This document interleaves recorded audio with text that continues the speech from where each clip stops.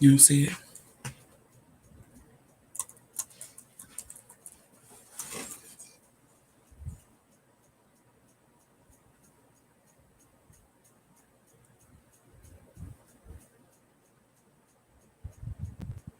What's going on with the TV? It's on the live.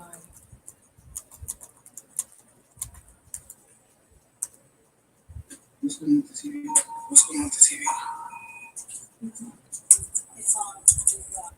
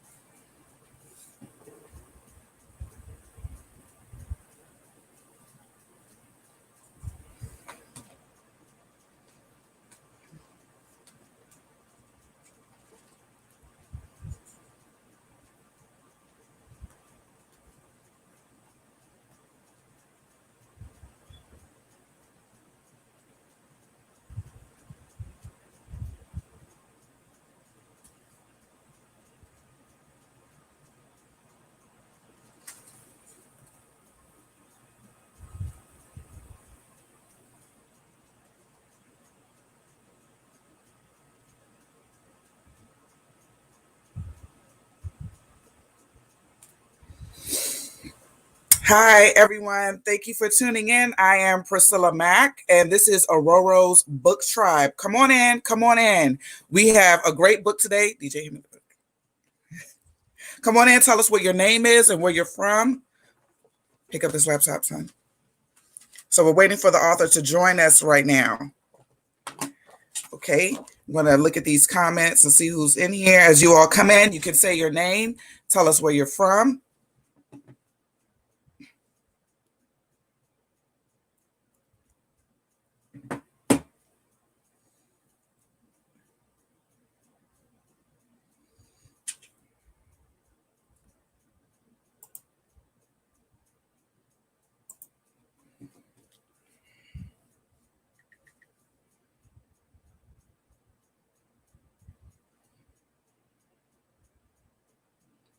One, two, three.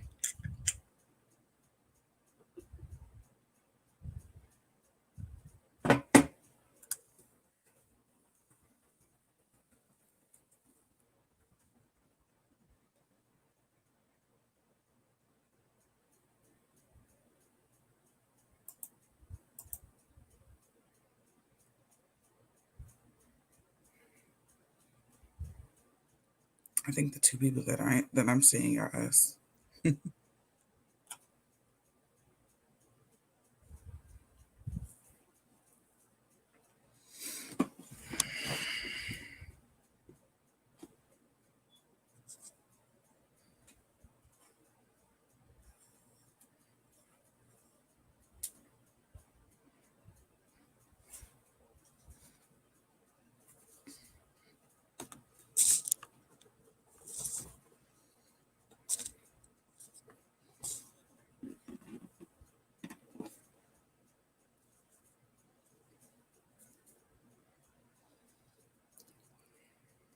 Let's see.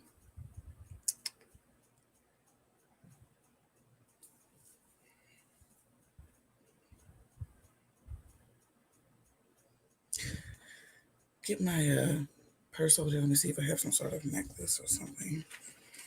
This one or the other? There's a bag over there full of jewelry. Mhm.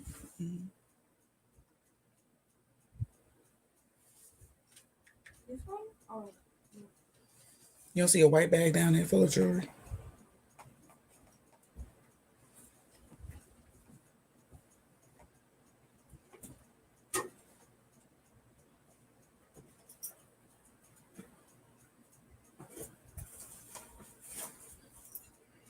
Is it this one?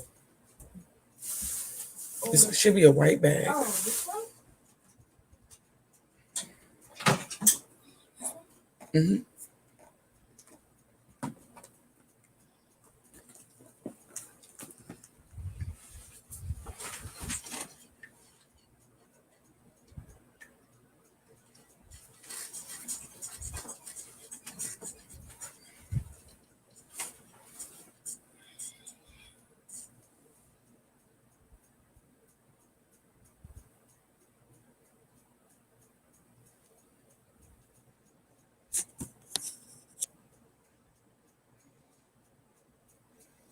Okay.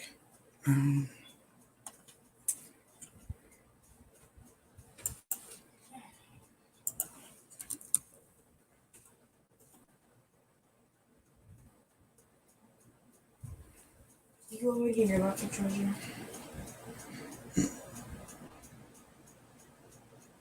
That one's not charged up. It's not charged up. Oh, she's asking. No, I'm asking. No. Yeah, it's charged up.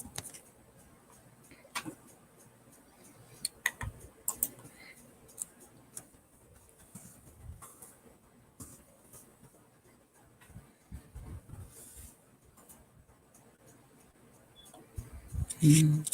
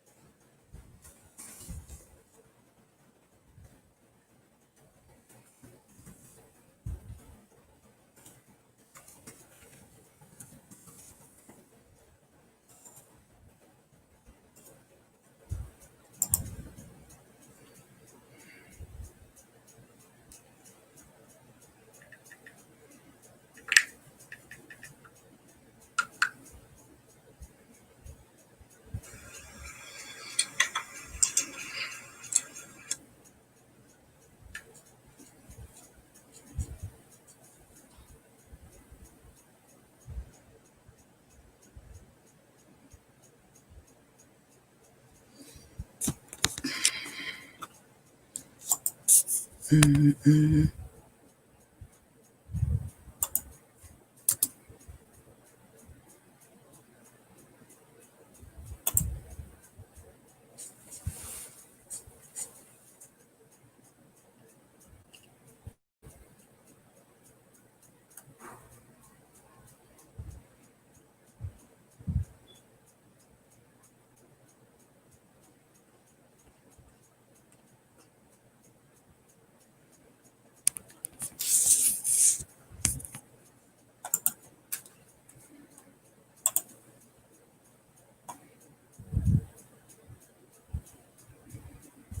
That's like.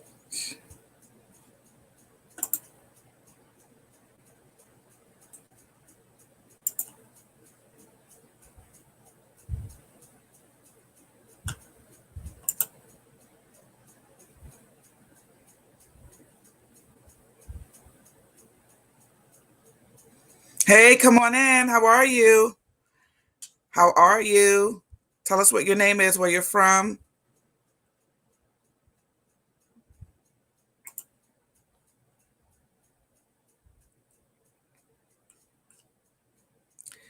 Let's see what we got here. Okay. Got you. All right. Hello. There you are. There I am. Can you hear me? Yes, I can hear you. Okay. Can you hear me? Good to see you. Yes, good to be seen. How's Wow. it going? Wow. I have read this book and I was so shocked. Oh, really? I mean, it started off strong. I was like, wait a minute now. Wait a minute. All right. So I don't know if you have your cell phone device. I'm going to walk you through something really quickly here. If you have your cell phone, you can go to my page, Priscilla Mack. Okay, hold on. And there's a YouTube link on there that you can share to your page if people want to come in and be live right now. Oh, hold on. I think I dialed the wrong thing. That's me. Hold on. All right, hold on. Okay. All right, so I'm going to your page. Mm-hmm. All right, hold on. Let's do this. All right. What's going on here? Okay.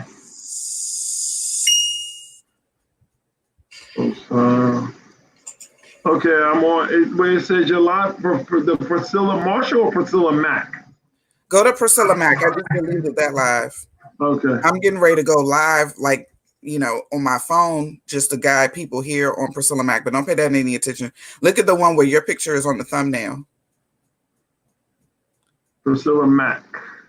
Yes. Okay, got it.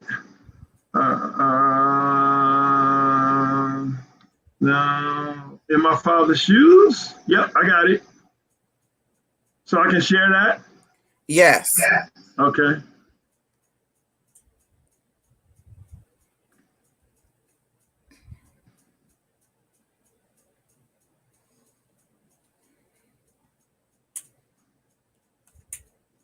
All right, send it out now. Share now.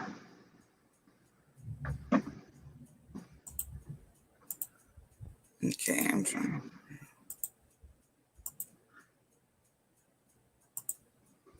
Okay. All right, well, let's go ahead. Let me see if I can put this in frame right here. Let's go ahead and get started. All right. And 3, 2, 1. Thank you for tuning in to Ororo's Book Tribe. Today we have a special author, Malik Carey, CEO. He has a book called In My Father's Shoes. This book right here. I'm showing on my live as well. This book right here. And this is what we're going to discuss today because it is the Father's Day Marathon and we are kicking it off with Malik Carey. Malik, how are you? I'm doing well. How are you doing? Good morning. Good morning.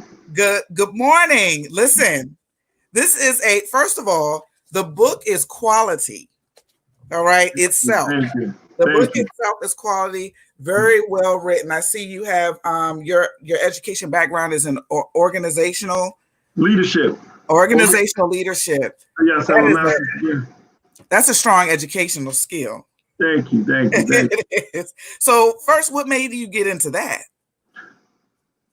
Wow. So it's a long story behind that one. So I was actually going to school to get an MBA. And I've been a mortgage broker for many years and went back to school and I wanted to be a sports agent. So that was my dream. I wanted to be a sports agent. And so I was working with the youth program around sports and everything. And I decided one day that I said, in order to be an agent, you have to have an MBA or a law degree. Okay. So I'm going to go get a law degree. I'm going to go get a MBA. I got accepted into Rutgers and I came home. And the thing that I didn't do is I didn't tell my wife what I was doing. Oh, no. I just did it, right? I went and got accepted into the school. So I come home with this great surprise that I'm going to get my MBA. And my wife flipped. She was like, that's not what you're supposed to be doing. Right. What are you talking about? She's like, no, that's not it. And so this really big fight. And I was meeting with the director of the program that I was working with. And I told him, he was a pastor, and I told him about this fight my wife and I had. And he was like, your wife is right. there's a program up at Nyack College in Nyack, New York, on organizational leadership. Malik, you're a leader. This is what you do. Right. And I'm like, oh my God. So then I got to get on the phone and tell Rutgers, and I call the school. I call Nyack. I tell them, look, I'm supposed to be starting school tonight at Rutgers. And so the professor started, the dean of the school started laughing. She told me about the program. They accepted me in 2 days. I showed up on a Saturday and realized that my wife was right. So the wife is always right. Yeah. The wife is always right. All right. Just a second. Everybody that's coming in on my live right now, I am live on YouTube. I need you all to tune in to YouTube. The link is right below this, so you can come out of this. Look at the link so you can participate and ask questions. We are interviewing author Malik Carey. We're interviewing him for My Father's Shoes. We're going to go in. He's going to talk about dealing with women growing up without a father, becoming a man, growing through adolescence. And he answered a lot of questions in here that I had about men, who didn't grow up with a father. So I'm going to listen. All right. So we a few years apart. Okay. You have any children? I have a son that's 30. You have a son that's 30. He's my age. That's okay. Wow. You look my age. I was going to say I'm sitting here talking about we're only a few years apart. I'll be 50. I just turned 50 on Monday. I turned 50. Okay, what kind of water are you drinking? From the Fountain of Youth? Yes. What's going on around here? Yeah, so I just turned 50, and I actually do have hair. I cut it off because of Corona, so it's not that I'm. Yeah, some people have that coronavirus look. I'm like, look, that is not cute. You know how to get in there and shave it off. Don't do that. Don't come out here looking like who shot John and got to kill. That's right. I couldn't have an afro with a hole in it, so I decided to cut it off. Right. Thank you. Bless God. Bless God.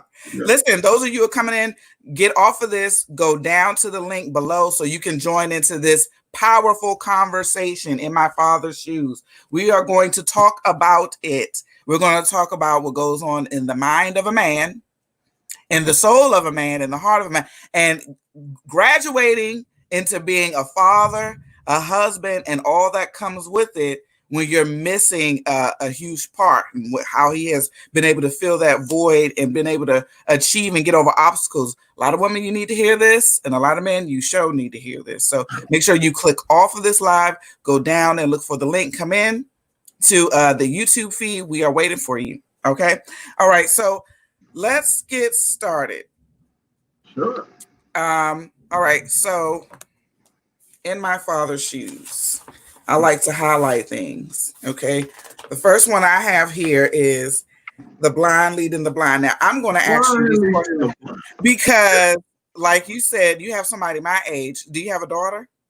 No, I don't. I have a goddaughter that I love dearly. She's like 17, but I did not get a daughter.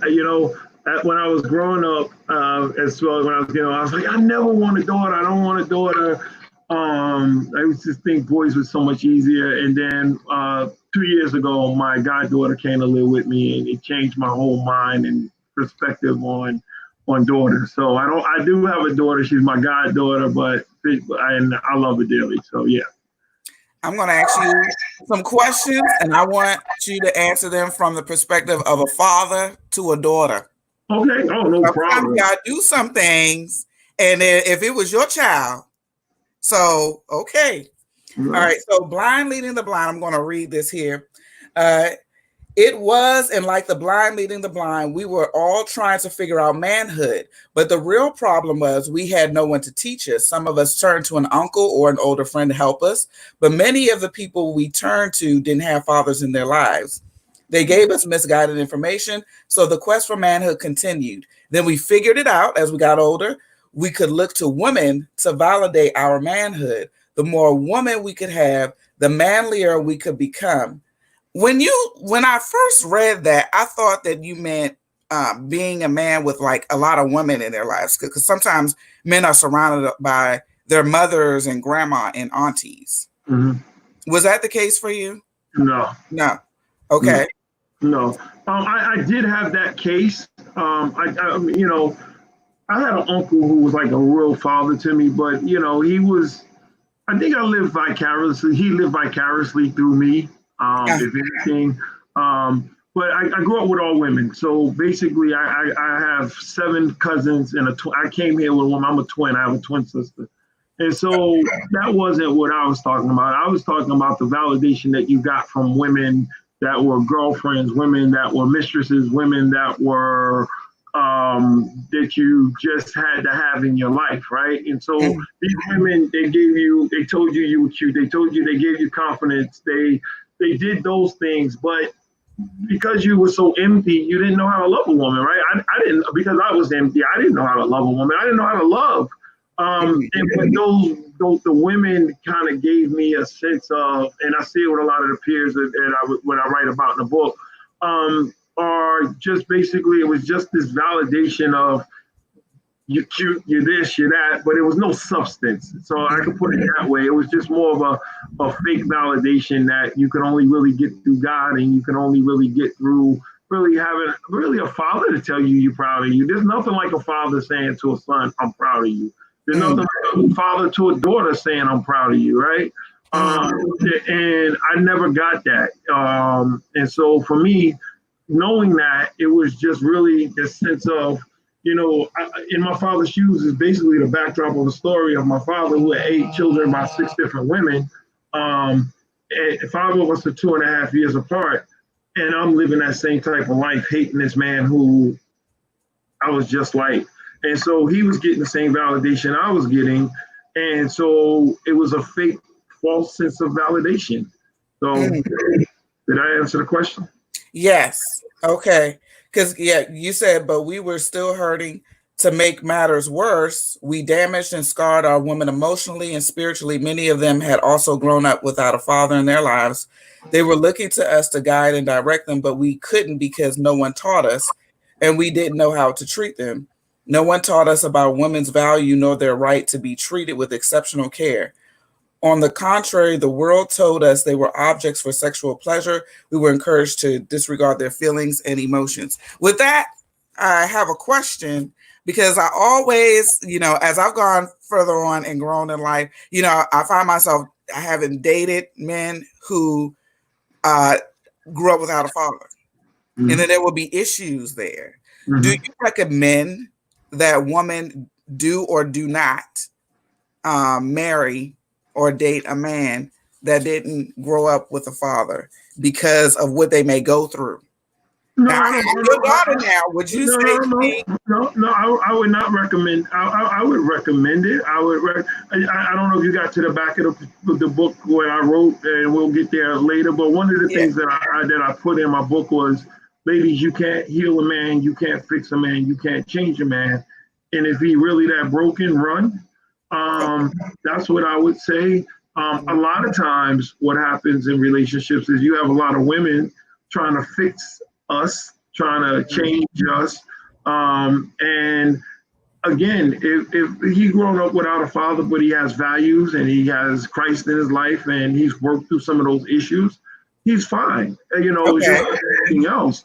But if he hasn't worked through those issues and red flags come up and you find yourself trying to do more fixing and controlling than accepting and loving, then I may say maybe you got to look at another direction. But no, there's a lot of brothers out here who have fathers that did not have fathers that are great husbands, that are great fathers, So now I wouldn't say that, but I would just always say, don't go in trying to change anybody. If you can't accept them, and I find out in my practice a lot, I'm in mental health, and we'll get to that part, but we're always trying to fix and change one another, and that's just not our job. That's only God's job. Yes, and I did get that. So I looked at the growth pattern throughout the book, where you basically took the steps to pull yourself together here. Like you said, with the help of God, because in the book you were saying that it's just not something that you could do on your own. You had to identify certain things about yourself, going through the identity crisis and things like that. Mm-hmm. So getting to that point, with the gap in between, a lot of brothers at this time are in that gap point. Right. So what made you keep going instead of stopping and saying, oh, this is just who I am? Oh, man. I think I call it the Holy Spirit. Something rose up in me that just said, you're not supposed to be living this way. Right? I grew up in the church. I grew up with some values and some morals that I was just out of line with. And so for me, knowing that I'm just not, you look in that mirror and you have I call it the what the F moment, and I had that moment in my life where it was just like, you're just not supposed to be living the way you're living. At one time in my life, man, I had 2-3 different women. I had 2 women pregnant at the same time. I was drinking like a fish. I was manipulating everything that came my way. And it just, one day I just had this moment of clarity that was just like, what are you doing? And I think that everybody has to get to that point in their life, and some men never do, unfortunately. Some women do, because you accept, this is just the way I am. No, that's not the way we are. We're always supposed to be elevating. We're always supposed to be growing. And until we get to that level in life, then the rest is, you just suffer, right? We suffer in silence. We suffer hurting other people, hurt people. And so we continue these vicious cycles, especially in the Black community. We haven't been taught, educated. I'm working with couples right now, young couples that just don't know how to do relationship. We never had an example of what a relationship was. So how do I know if your mom and dad couldn't stay together, and you've been raised behind auntie and grandma and grandpa's relationship? Well, all that was about was arguing, fussing, and fighting. What do you know? Right. So right, yeah. Fussing and fighting, and then just stay together. Just 50 years. 50 year anniversary, and 40 of the years were a mess. Oh, right. And everybody's clapping at the banquet. Right. Right. And they sleeping in 2 different bedrooms and been that way for 40 years, right? Yeah. Seen that. What you know about that? Yeah. Seen it. Yeah. Oh, I know it. Yeah. Okay, yeah. we are kin. I have seen that. So, all right. The thing is, on this show, we are about solutions because we know what the problem is. All right, we brought out those problems. Yeah. We also shed light on the fact that it can be helped. So we're going to shut that down now. All of this is how I was and how my father was and all of that. That has got to stop. Amen. Oh yeah, and that's what my book is all about. It's about a solution. I call it In My Father's Shoes, healing the father wound. Right, that wound can be healed. First of all, with any wound, it has to take time. It has to take, sometimes it takes surgery. So, but it definitely can be healed, and there is a solution. Yeah. And doing a healing process like this, it may be, a little bit of detox sometimes. And sometimes when you're detoxing, ugly things come out. Yeah. What I have, my experience sometimes with communicating with men, I'm a little aggressive. I know that I try to calm it down, but it's almost like an inability to accept what the wrong behavior is that's brought to light. Because a lot of women that are looking at this are already in the thick of it with a man. All right. So they're probably not dating. They're already married to him. And like you said, trying to fix somebody and you can't, you actually aggravate the situation and then they get worse. Whatever behaviors they're doing, it just gets louder. So what I'm trying to say is while they are in the thick of it with this person, what is it that they can do to, point out things in a way that the man is receptible to, as opposed to becoming angry? My son, sometimes if I tell him to do something or he's wrong, he doesn't think about correcting it. He's mad that I said it. Mm-hmm. And I feel that way about men sometimes, is that you're not trying to correct what you're doing. You're just mad at me because I brought it to life. Like, how was I supposed to say that? And this is for all couples, not just for me, the male to the woman or the female to the male.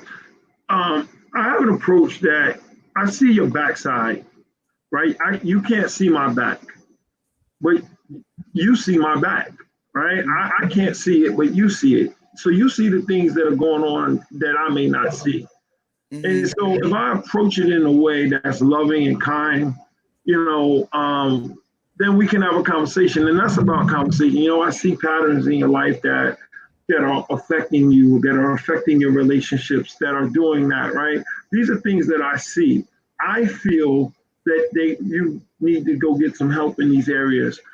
And having that deep conversation, but that takes trust, that takes a heart, but when you're always and you never, and you got these worldviews and you got these global statements and you're making these global statements to one another, you just continue to beat and berate one another. But if you come with a heart and you come with a level of trust that I have your best interest at heart, that I'm really here for you, that I love you, that I care for you. But I see some things that are affecting this relationship, that are affecting us as individuals, that are affecting you, that maybe you want to look at. And then you do it from that approach, right? You win. You constantly at each other and nagging each other, and you do this and I do this, and you get on my nerves, and you're making a bunch of noise. Nobody want to hear that. Right. Right. Okay. So during your healing process, what would you say was the highlight of it?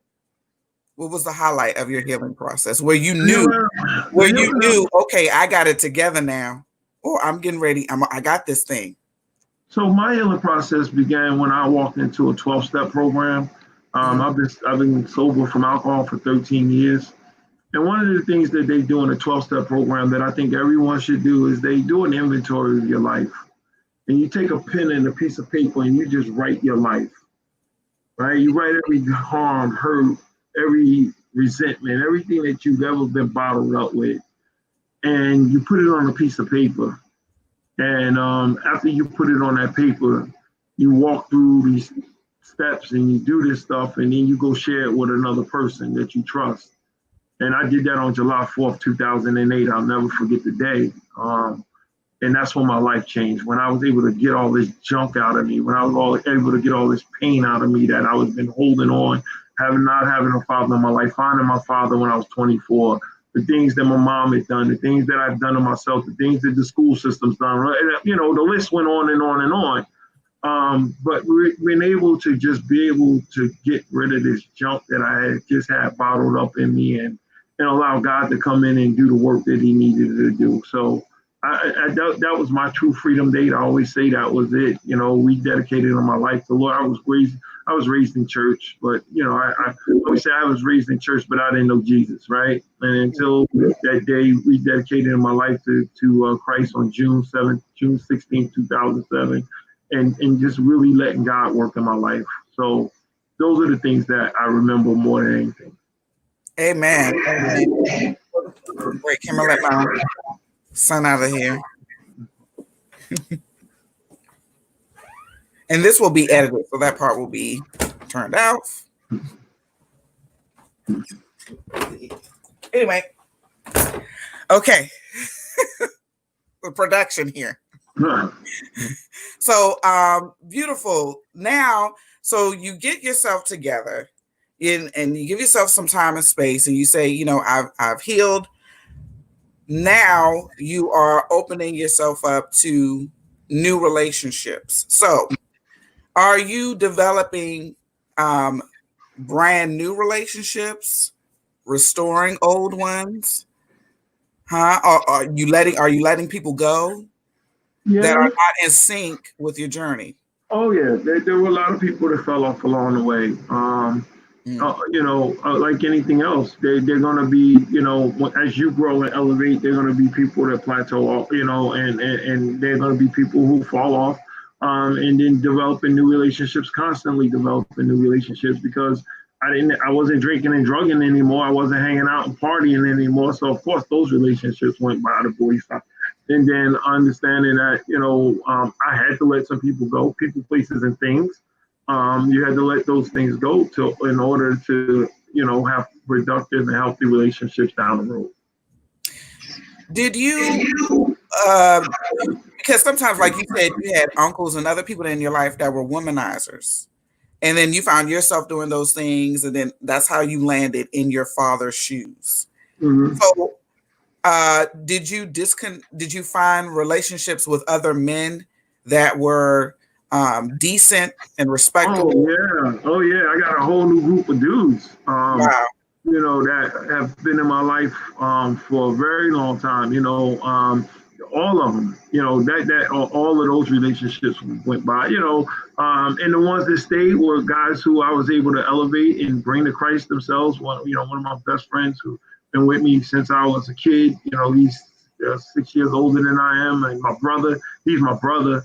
But for the most part, all my men relationships are healed, elevated men who have had successful marriages, men who are in successful marriages, men who teach you how to be a husband, a father, a leader. So all of those relationships change. Yes, definitely. Okay. Now, say somebody is on that journey right now. Okay. But they are at the back of the bus. They are not even in the middle of the healing. Would you suggest that they go ahead and put themselves in the environment of those men? Because sometimes maybe, I don't know, if they may feel like, oh, I'm not like them. How am I going to relate to them? I'm living.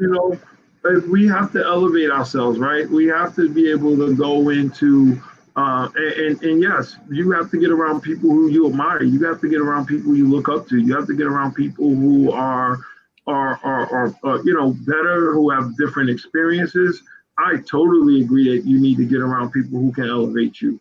You can't stay around people, going back to what we talked about from the beginning, the blind leading the blind. If you blind and you have nowhere to go, how are you going to lead me somewhere? And so anybody who I got around brothers who had healthy marriages, brothers who knew how to be a husband, brothers who knew how to be fathers, and been that way and had healthy relationships. I remember talking to one of my boys. I was like, "Yo, man, you never cheated on your wife. Look at me. I don't believe you." That's all I knew, right? That's all you knew growing up. That's all I had experienced. And so I did have one uncle who was faithful and committed to his wife. He was, so I don't want to say everybody, but for the most part, and my stepfather cheated on my mom. I've seen a lot of stuff, man. And so for me, it was just that. You got to get rid of. You got to. It's like you said. It's about detoxing, and getting rid of the people, places, and things in your life. Right. So yeah, let's get rid of this myth that all men cheat. I'm like, come on now, stop that. Stop marketing that brand. Stop marketing the male brand as somebody who just can't help it. It can't help themselves. When I think of men, I think they're the first. A human creation of God. They're not some weak jellyback that can't get it together. Mm-hmm. This is the first species. So, and I also feel like women have to stop arousing that idea too, and being a part of the marketing team. All men cheat. Like they can't help themselves. Girl, no, stop that. That's not helping.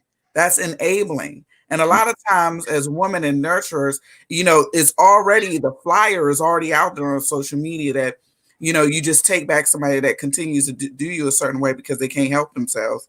And we're like a tribe that keeps it going. Right. Why are you keeping that going? Stop that. Right. Stop that. Right.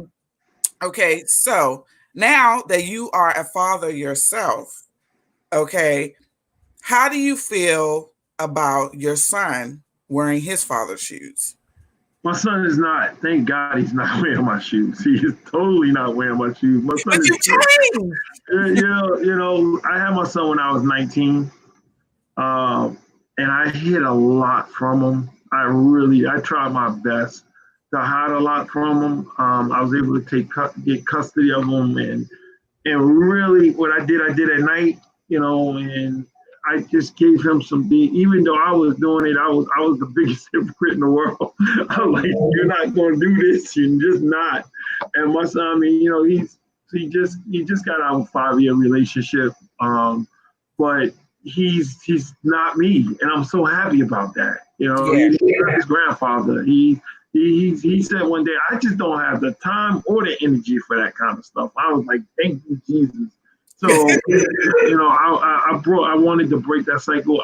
I'm the only man in my family who's raised their son. So, I wanted to break some cycles, and I just didn't want my son to have to pick up these habits. Mm. And the thing is, a lot of people may feel like, oh my God, I've messed up so bad, and my kids are a certain age. But I believe when you stop in your tracks, they can pick up from that, or God can talk to them on their own.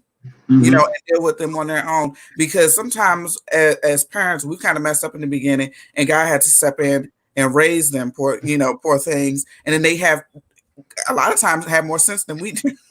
Right, exactly. It's surprising they have more sense than we do, and it's called the good sense that God gave them. Exactly.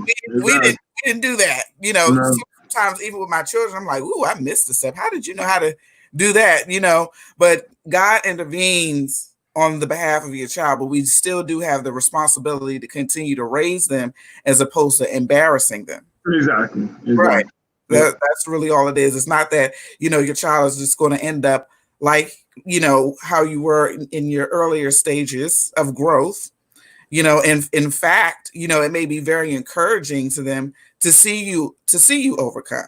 Yes, right. Oh, yeah, he did. My son said, because I had him at night, he said to me one day, I watched you change 3 times. It's from, 0 to 7. He's just my friend. He's my kid. Then I got to start raising him, and then I get saved on him. So he's like, yo, what's up, Dad? But, he's, but the journey of fatherhood, the journey of that has been amazing. And to watch my son's growth, and again, to see, hey man, he's not a womanizer. He's a committed dude, and I'm so proud of him for that.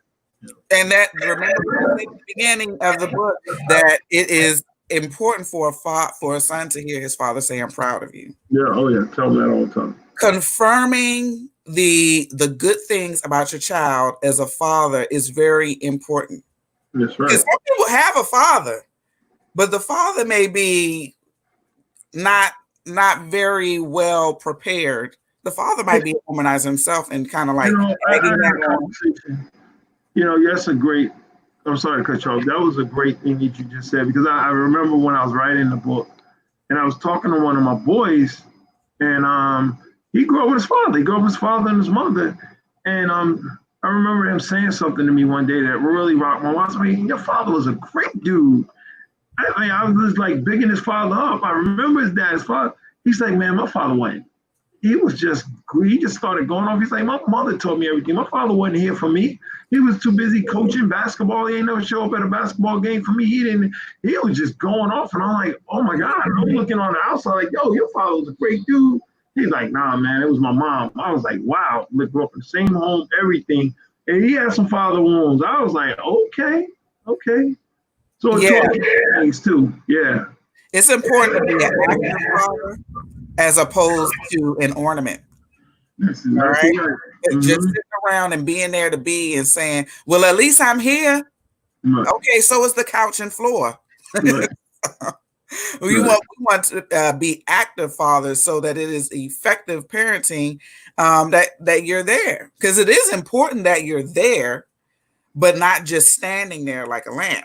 Exactly. Or out doing other things and not being involved, because children remember that, and they have a resentment. They grow a resentment about a parent, a father that is not active. Exactly. You can't talk it away or anything like that. People can't calm you down. People just get angry. About that kind of anger can spill into other areas. Every other area is pretty much every area. What you say? It's just be, people that they go off And if you look at a lot of the root of it, they probably have filled that void with different things, you know. And there are a lot of different reasons why fathers are not in lives. Some fathers actually are military and they are away for a year. You know, they miss gaps of life. Some fathers are ill. My father was ill. He was sick. Oh wow, okay. So he wasn't there. And my uncles and my brothers stepped in. Okay. And so they overcompensated because of my father not being there. And it raised me well, but I have what is it? What is that that men have? Tenacity? No. I'm trying to think of it. Not male ego. Give me the word. Starts with a T. I don't know. Testosterone? Testosterone. Oh, okay. I got you. Right. So you kind of have to watch that too when you're dealing with and when you're dealing with anyone who doesn't have a father and you're stepping into the gap, overcompensating what they don't have could put them in a predicament where they I don't want to say want too much, but they have an exaggerated expectation of people. Especially, man, my grandfather, you know, he was already laid his mark. So, you know, he's got this and that. And so I'm meeting a boy and I expect him to be on the level like my grandfather is. Like, you're supposed to, you know, boy just got a little job. But, you know, there's nothing wrong with that, believe it or not. There's absolutely nothing wrong with a woman. I believe that if a woman has been loved by a man, especially a father, grandfather, she'll know how to love a man. It's something innate in her that, and I always say, if you find a father if you find a daughter that knows how to love her father or love her grandfather or her uncles, she knows how to love, right? Because she's gotten experience of what that love feels like from a man. And so I really don't think there's anything wrong with that. It's really, to me, it's very special because it's not foreign to you, right? It's not foreign to have those expectations. I remember being at a friend's house one day and we were at the friend's house and his sister was going out on a date and she came to say hello and everything and did us hellos. And then at the end of the day, you know, we're still in the kitchen. About 15 minutes, she comes back in the house and we're like, yo, what happened to your date? She like, oh, he didn't open the door for me. She got in the car and my father taught me that no man if a man don't open the door for me, that he's not supposed to be in my life. And so that ended that date. There was something her father taught her, whether it's wrong, right, you know, indifferent, but that was something a man taught her. And so she had expectations. Now, sometimes you got to communicate these expectations of what you want, what you desire. But to me, it's nothing more, you know, there's nothing more, you know, sexy. It's nothing more than to know that a woman is loved and loves, like my wife, she loves one of her uncles. Like, that's her dude, you know. And so, you know, those are the type of things that you can see that at least you know there's somebody. You may not be your father, but it be your uncle. It can be, you know, my twin, we had an uncle who we just loved to death, you know. And so those are the things that you can look for. It may not be a father, but there are people who come in your life and take the place of a father. Okay, thank you. I did not know that, and that really helped me with my perspective because sometimes, you know, we have thoughts of our own and we're trying to figure out if we're wrong or not. And then, you know, I just kind of picked up the generalization that, you know, maybe my expectations are, you know, kind of wild at the comparing with a man and my grandfather. But I thank you for answering that. And I'm going to hold on to my expectations because I am to being treated well. So right. I want to keep up with that. Right. Just communicate your expectations. Yeah. One moment because one second. This is going to be blocked out of it.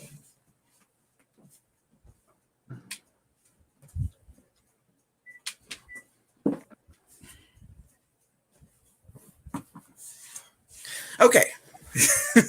All right. So Like I was saying, yes, I'm going to hang on to that. The way my grandfather treated me, yes, men supposed to open doors. And I'll be clear. I don't really open doors, so I'll be in trouble. So I'm not. My wife would say, open doors. Man is supposed to be supportive and sensitive. Exactly. I'm not. And forgiving. He always would, kiss my grandmother, and she would fuss at him, and he would say, "Ain't she pretty, y'all? Ain't she lovely? She look nice today." Right. And he was so understanding. So I love that. All right, now you have gone into. Are you married right now? Yes, I am. Okay, tell us about that. So you go through all this healing process, and now you find the love of your life. Yes, I'm definitely married. I've been married actually this month. Will be actually on the 25th will be 9 years. We've been together for 10 years. And so marriage is great. It's been a long journey. It's a learning process because I didn't get married. This is my second marriage. So let me be clear. My first marriage, I was young. I was 26 when I got married the first time. And I say young. I didn't know anything about marriage. So some people get married at 26 and stay married forever. So, but for me and my part of life, I just wasn't ready for marriage. And I did it anyway. And it was an experience. So that ended 3 years. And I didn't get married again until I was 40. So all my 30s, I was in relationships, but they, none of them were healthy. And then I got married at 40. So I was a lot more mature, a lot more, I knew what I wanted. And so it worked, right? It was someone, my wife, we went to college together at Virginia State University. We didn't know one another. And we found each other on Facebook. So it's one of those Facebook stories. We reconnected on Facebook, and she was in ministry and I was in ministry, and we got together. She was living in Maryland, I was living here in New Jersey, and we reconnected in, I think, March. We saw each other in April. Day I walked in the door, God said, "That's your wife." She had knew a few weeks before me that I was her husband, and we were engaged in May and married the following June. So, and we've been together, rocking it out since. So, it's been working. That's a beautiful love. That is a beautiful love story. And today she has something special planned for you. Say again? She has something special planned for you today? Yes.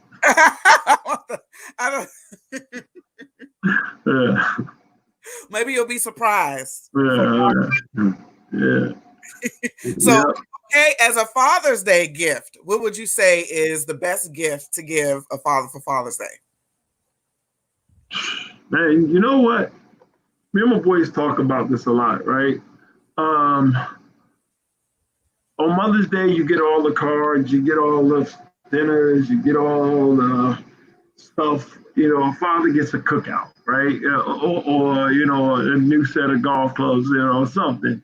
The best gift that you can give father is just to tell your father you love him and thank you. I think that would be the best gift. For me, that would be the best gift of all. It's just, because, I don't think men feel appreciated. A lot of times we don't, You're out here hustling, you're grinding, you're taking care of your family, you're doing all of those things, but they don't always feel appreciated. And so, to know that you want to be appreciated, to know that, thank you for the job you've done, Dad. That to me, that's the best gift. Wow. Okay. So there you have it, everybody. For Father's Day, tell the man in your life, your husband, your father, your uncles, your grandfathers, that you love them. You reach out to them, call them, send them something, a text message, whatever you can do. Send them a picture of you and your kids. Tell them that you love them. And I know your son will be very proud of you tomorrow. I'm sure he was proud of you when you wrote this book, when you became an author. I mean, guys, this is actually a very quality book. Go to his Instagram page that's below. It says Malik Carey CEO. You can find the book there. He also has a link, but the way that it is written and laid out, you can tell that this is not something that was just thrown together. This took a lot of care and a lot of it's quality. It's worth the buck. Okay, it is worth it. So, and I want to get with you too because I have another book I want to write, and I just really love the way this is laid out so much. Thank you. See that? Yeah. Yeah. I'm a quality guy, and I never wanted to put out junk. We didn't want to rush to get the book out. We wanted to take our time. And so that was one of the things that, well, with anything I have to put my stamp on, it may take a little longer than normal, but it's got to be quality. Okay. Now we talked about a lot of the outlining of this book, but I'm telling you, you have got to read it. I mean, listen, you're going to want to go from page to page. It's a good read. It's an easy read, but it's almost like every line is strong. There are no gaps. So I can tell you that you put a lot into this, a lot of your spirit into this, and to have completed such a wonderful project. I'm proud of you. I'm very happy that you did this. It's not a lot of books out there for men. Mm-hmm. Not a lot of books. And being a woman, actually, I go online and I seek out books and then I purchase them along the way. But I was seeking out, I look at all these books for women, you get 600 of them coming up at once. I was looking at books for men. I think about 4 of them came up. And I just thought that was sad. So now I'm thinking, well, what resources do they have? Like what we have. We have a whole lot of resources. And so the more, the better. And I hope this inspires some other men to write and tell your story, however you may do it, in a book or a blog or what have you. But it's things like this that are going to, help other men be fathers so we can have a better society as a whole. And that's what it's about. All right. Thank you for being on Ororo's Book Tribe today. You are once again, hashtag Ororo's Book Tribe. Go to Malik Carey CEO on Instagram and follow him and keep up with the process. Maybe you will heal too. Thank you so much, Priscilla. You're welcome. Enjoy your Father's Day. Happy Father's Day. Thank you too. All right. Thank you for everything. You're welcome. All right. God bless. Bye-bye.